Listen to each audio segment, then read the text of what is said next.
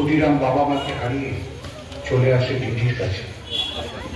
জামাইবাবু ভর্তি করে দেন মেদিনীপুরের তমলুকের হ্যামিল্টন হাই স্কুলে। কিশোর ক্ষুদির সামনে নতুন পথের দিশা।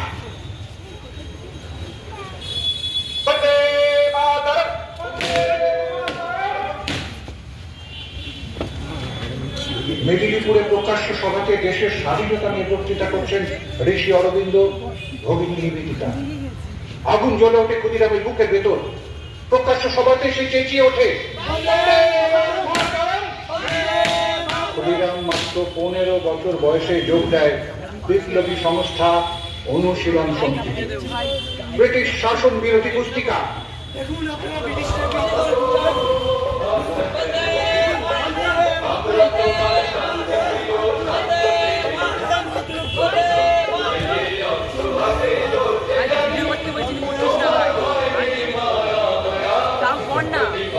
তারপর 16 বছর বয়সে আবার সে কাঙাল মায়ের দামাল ছেলে ওর একটা সঙ্গী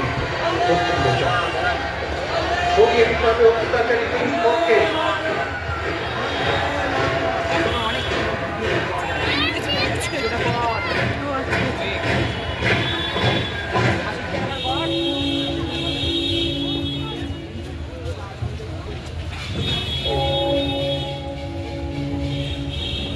সেই রাত কেনেডি নামে এক ব্রিটিশ ব্যারিস্টারের মেয়ের সঙ্গে কিংসফোর্ড ও তার বউ তাস খেলছে।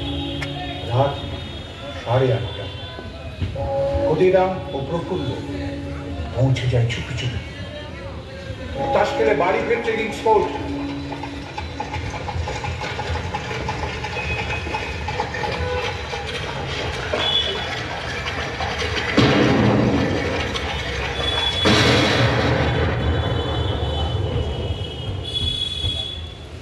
আবারও ভুল হয়ে যায়।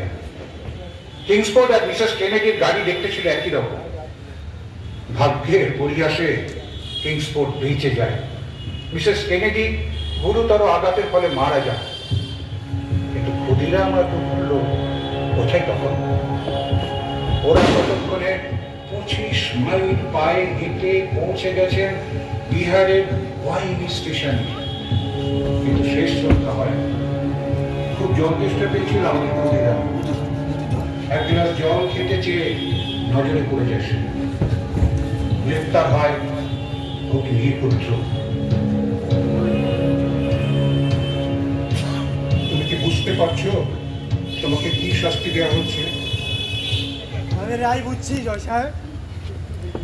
সময় পেলে আমি আপনাকেও বোমা বানানো শিখিয়ে দিতাম। আমি দেশের জন্য মরতে রাজি আছি। বন্দে মাতরম, বন্দে মাতরম, বন্দে মাতরম। यदा यदा हि धर्मस्य ग्लानिर्भवति भारतः अभ्युत्थानं स्वधर्मस्य तदात्मानं सृजम्यहम् परित्राणाय साधूनां विनाशाय च दुष्कृतां धर्म संस्थापनार्थाय संभवामि युगे युगे।